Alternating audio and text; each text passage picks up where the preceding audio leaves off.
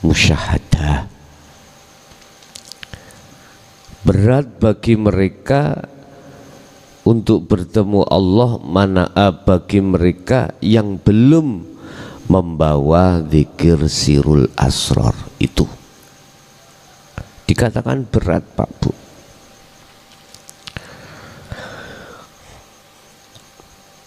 Terus maksud daripada wa innahu layasirun ala may yasrahullahu ta'ala alaih iku yang mana?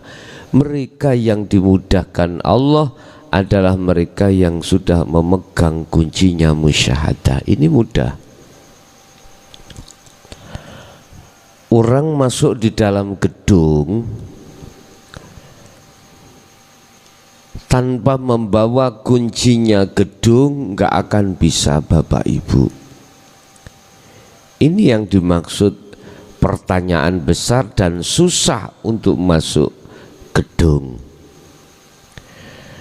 Tapi bagi panjenengan yang sudah memegang kuncinya gedung, suatu saat dan waktu apapun bisa untuk masuk gedung karena membawa kunci.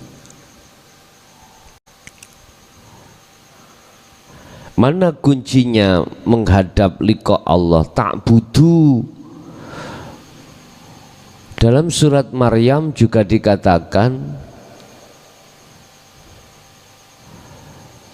untuk bisa sampai ke sana lewat siratal mustaqim,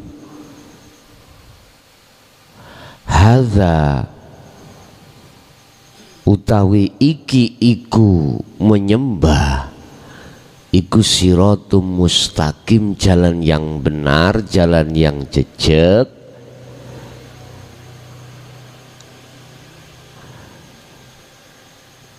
Itu Anda fa'buduh,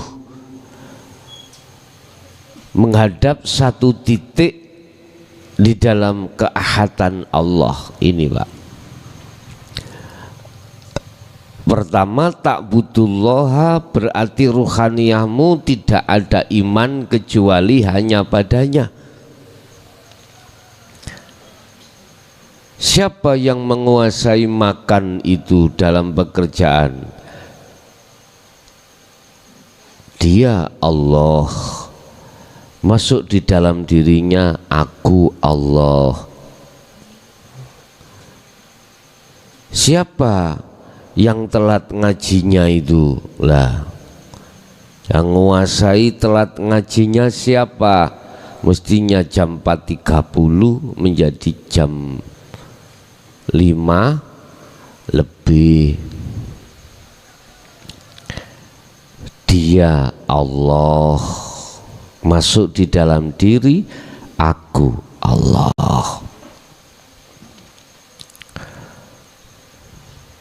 Bapak Ibu, ini maksudnya ta'budullaha itu di situ. Berarti posisi ruhaniyahmu berada di tajalli. Yang kedua, la tusyrik bihi syai'an. Janganlah kau menyekutukannya dengan sesuatu. Jangan.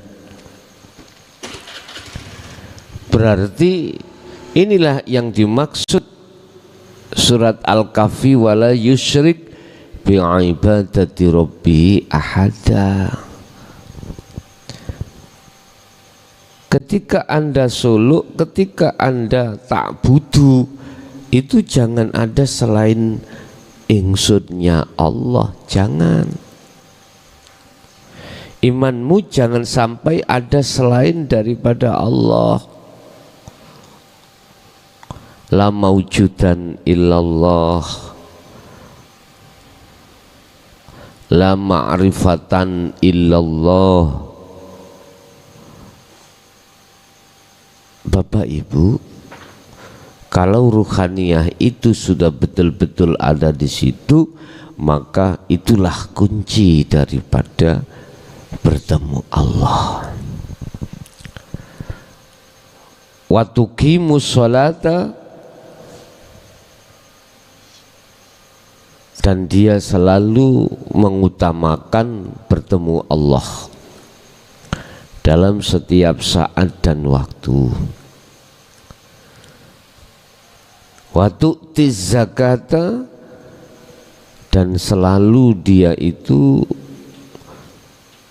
menafikan selain daripada Allah. Wa tasumu Ramadhana, lan selalu menjaga ruhaniyah dari perkara selain Allah.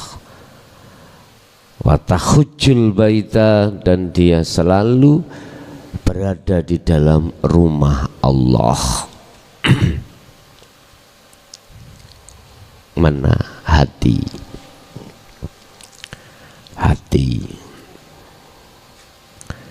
sudah layakkah hatimu dihuni Allah? Sudah pantaskah jagatnya rohaniyahmu itu dihuni Allah?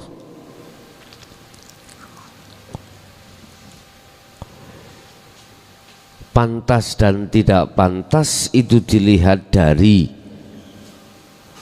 masihkah dalam rohaniyah itu tercemar limbah atau tidak. Selama masih tercemar limbah, maka gak pantas itu dikatakan Allah bersemayam di dalam hatimu. Gak pantas. Jagatnya duniawiyah jasmani ini terbatas Bapak Ibu, tapi jagatnya luasnya rohaniyah tak terbatas.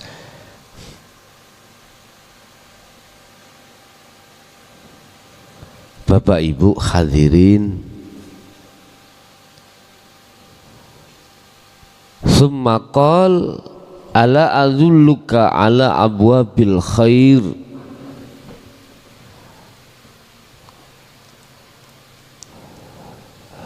Semua apa yang diberikan oleh Allah dalam kehidupan kita sehari-hari Bapak Ibu,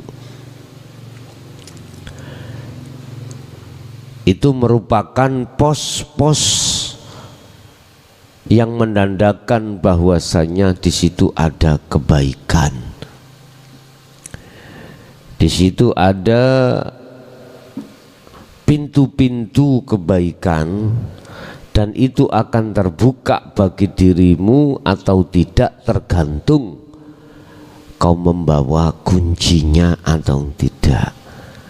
Kalau tidak membawa kuncinya, maka pintu-pintu atau pos-pos di dalam setiap aktivitas itu tidak akan menjadikan baik terhadap Allah, justru sebaliknya.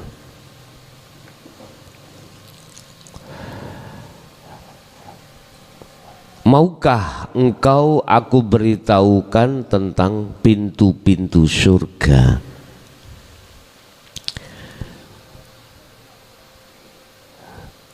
Setelah itu Rasulullah memberikan satu pertanyaan terhadap Mu'ad.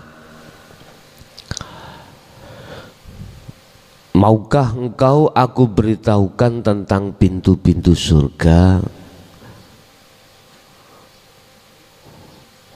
Puasa adalah benteng. Apa bentengnya? Nafsumu. Bentengnya antara ruh dengan nafsu itu puasa. Kawan yang kanya, ngapa saya menekankan birriyadoh lewat puasa? Sebab dengan puasa itu akan mudah untuk membentengi dirimu dari nafsu itu tersebut. Keinginan-keinginan yang macam-macam itu akan rontok ketika di saat dirimu kehilangan kekuatan. Wis nggak punya doyo, nggak punya kekuatan, nggak punya keadaan, udah akhirnya keinginan-keinginan dalam hatimu mudah pupus. Sedekah akan mematikan atau menghapus kesalahan sebagaimana air mematikan api. Itulah zakat. Pengeluaran keakuan di dalam dirimu atas beberapa sifat-sifat yang tercela. Keluarnya sifat riya, hilangnya sifat riya, jenengan akhirnya tawadhu.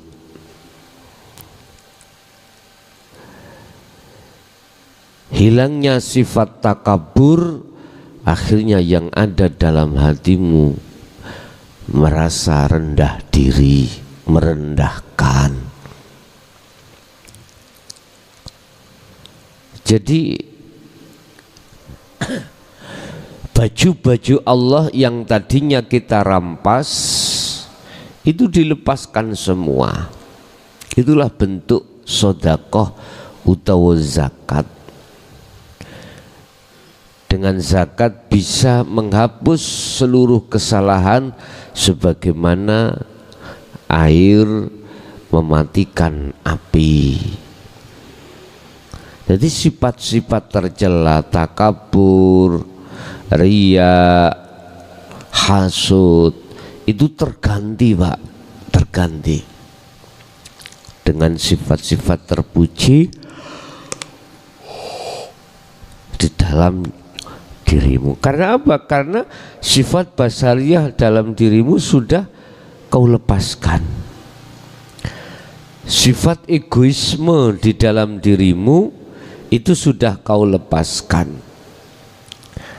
Sifat keangkuhanmu yang tadinya itu sudah kau lepaskan. Itu zakat atau sedekah.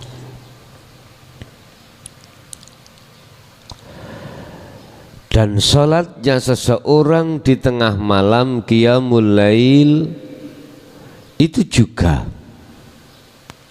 Kemudian beliau membacakan ayat yang artinya lambung mereka jauh dari tempat tidurnya.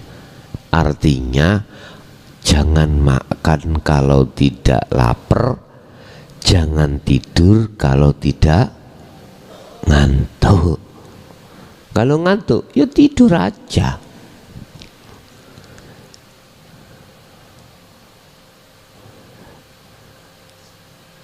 Kemudian beliau bersabda, maukah kalian aku beritahukan pokok dari segala perkara, tiangnya dan puncaknya? Segala perkara, tiang dan puncaknya.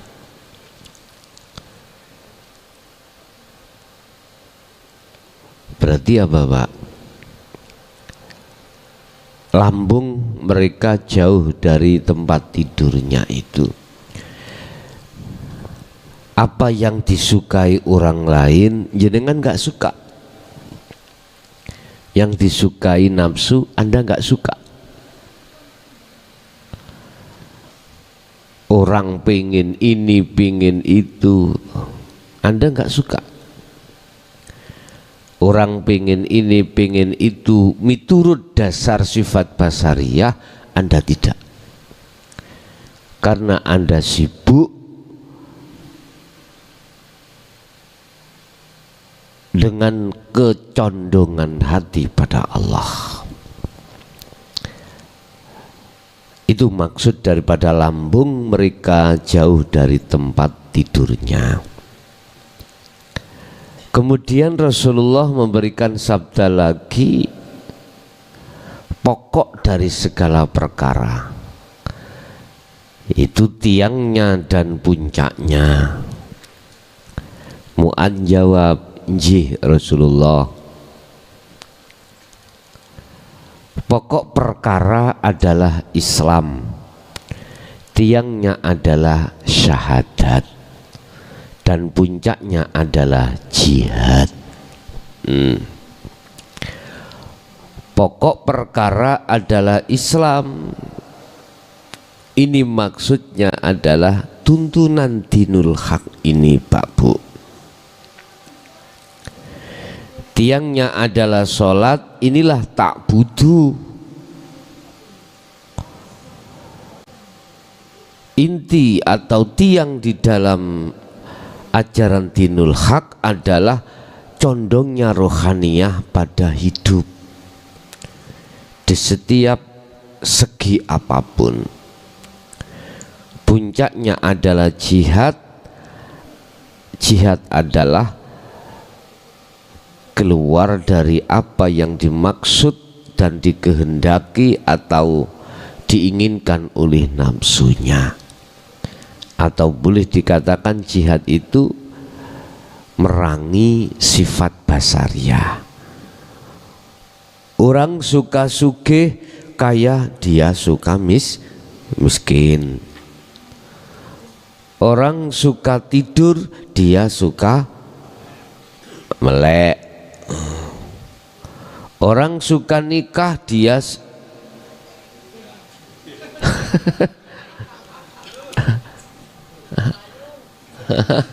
gak payu sebabnya.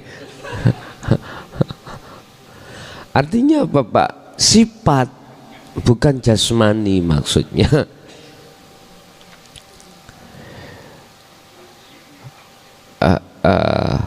Jadi karakter-karakter di dalam dirinya itu berubah.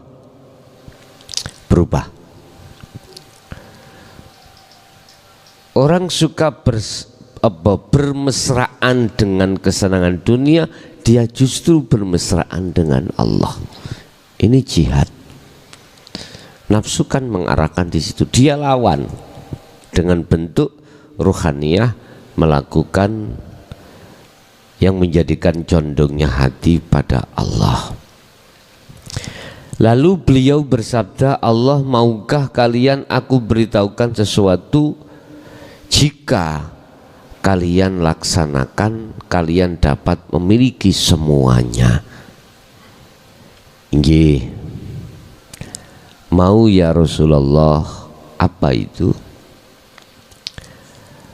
Memegang lisannya lalu bersabda. Rasulullah memegang lisannya lalu bersabda, jagalah ini dari perkataan kotor. Kemudian Mu'ad bertanya, ya Nabi Allah, apakah kita akan dihukum juga atas apa yang kita bicarakan? Rasulullah jawab, adakah yang menyebabkan seseorang terjungkal wajahnya di neraka atau di atas hidungnya selain buah dari yang diucapkan oleh lisan-lisan mereka? Artinya Pak Bu, njogo lisan. Lisan di sini yang dimaksud bukan lesannya itu Pak. Secara syariat nggih lisan ini, cuman lisannya ruhaniyah ini. Jangan dibuat berkata perkataan yang kotor. Artinya selalulah bikin hatimu berkata dengan perkataan yang baik. Apa perkataan yang baik? Itulah perkataan pada Allah. Itu. Ya ayyuhalladzina amanu al-mu'minun al-ahzab uzkurullaha dzikron kasiron. Wahai orang yang ngantuk, minumlah kopi biar tidak ngantuk. Pun kopinya men. Oke.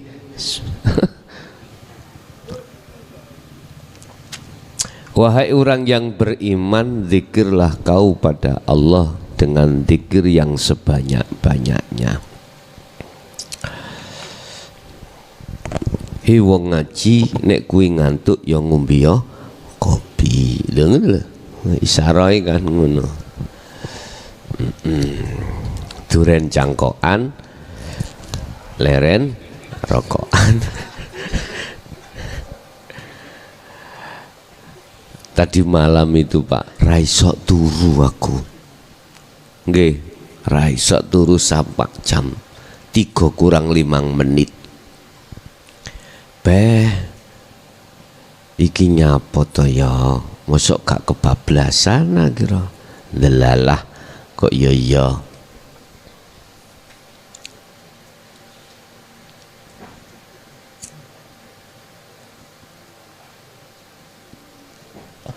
Ketepatan saya nyetel YouTube niku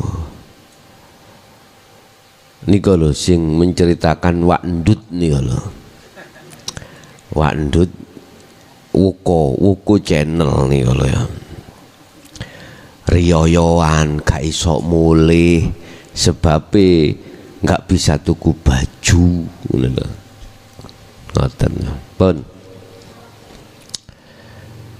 berarti semua apa aktivitas yang dihadapkan Allah itu ada pos-posnya Pak Bu, pos-posnya. Pos kebaikan ada di situ. Nanti Anda akan bisa masuk dan bertemu Allah lewat pintu-pintu kebaikan itu manakala Anda ta'budullaha la tusyrik bihi syai'an. Itu artinya kau akan bisa bertemu Allah di pintu makan, di pintu minum, di pintu apapun. Itu ada pintu kebaikan semuanya. Tidak hanya Anda dengan di pintu sholat ada kebaikan, tidak hanya itu. Dimanapun Anda, di pintu kau pilih manapun. Jadi ahli zuhud itu diberikan Allah pilihan pintu yang banyak sekali. Dialah yang diizini oleh Allah untuk bertemu Allah lewat pintu-pintu.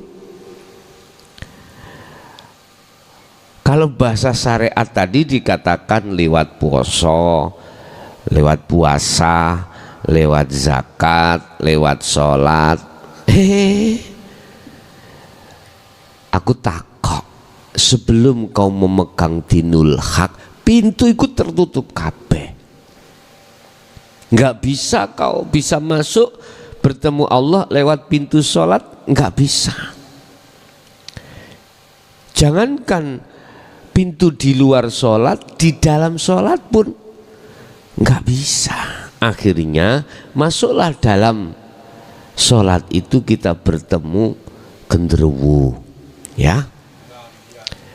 Ketemu genderuwo rupa garwa, suami istri, apalagi yang punya pacar anyar-anyaran itu udah ketemu apapun. Karena pintu untuk bertemu Allah itu tidak bisa kau buka karena kau tidak membawa kunci. Makanya Rasulullah memberikan satu cara, maukah kau kuajarkan untuk bisa masuk di dalam pintu itu? Nggih. Mu'ad jawab nggih. Apa?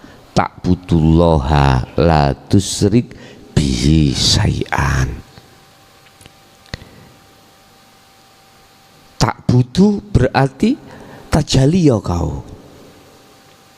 Berarti harus melepas selain Allah. Harus melepas selain Allah. Termasuk diri, keakuan diri atau makhluk lainnya itu juga sudah lepas.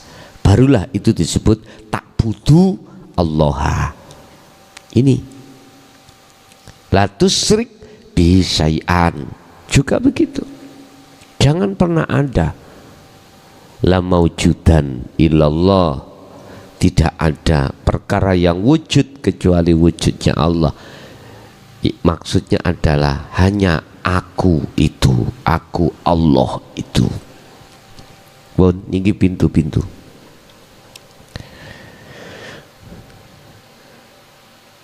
Bapak Ibu, bagi ahli ahli hijab sudah jelas itu pintu, ada pintunya, mengapa tidak bisa lewati? karena gak ketok pintunya, apalagi terhadap aktivitas lain yang dianggap tidak ada pintunya juga nggak bisa. Laksana gini Pak, oke, proses sebelum jadi jalan atau pintu itu kan bukan pintu, bukan jalan, rowo-rowo. Tapi mengapa ini sudah jadi jalan? Karena memang dibentuk jalan.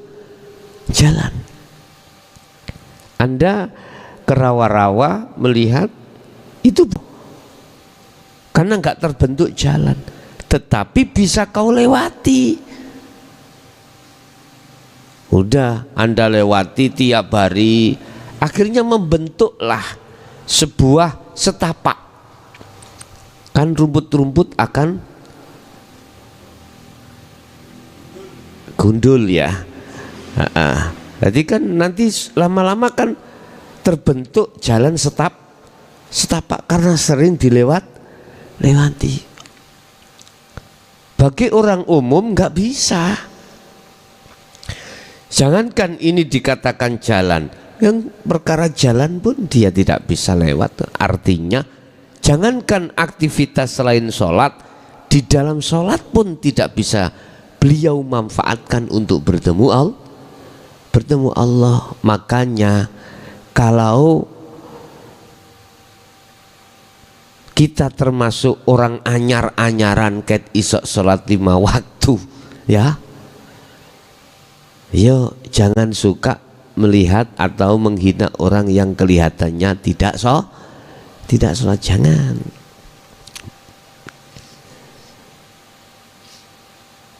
Udah, ini pintu. Di dalam sholat ada pintu bertemu Allah. Di dalam makan, di dalam minum, apapun di situ ada pintu kebaikan.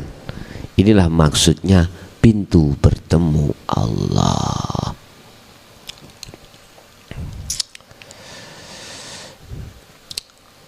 Hadis ini rawahu diriwayatake hu ing hadis faraidu fala tudayyi'uha wa hadda hududan fala ta'taduha wa harrama asya'a fala tantahikuha wa sakat an asya'a rahmatan lakum ghairu nisyani fala tabkhasu anha. Rasulullah berkata, sesungguhnya Allah Ta'ala telah menetapkan kewajiban-kewajiban, maka janganlah kalian mengabaikannya. Mana yang dimaksud kewajiban? Anta'budallaha. Ketika Anda menyembah pada Allah, diwajibkan bagimu adalah bertemu. Wajib. Dengan hadis inilah yang menjadikan saya menurunkan hukum wajibnya khusyuknya sholat. Ya gitu. Wajib sholat itu khusyuk. Allah telah menetapkan hukum-hukum wajib yang tidak boleh kau abaikan. Artinya pertemuanmu terhadap Allah hukumnya wajib. Lah, untuk memudahkan Anda bertemu terhadap Allah, Allah memberikan jalan. Diberikanlah Anda jalan yang benar lewat kewajiban-kewajiban itu. Kewajiban yang dimaksud di sini adalah wajibnya Anda berzikir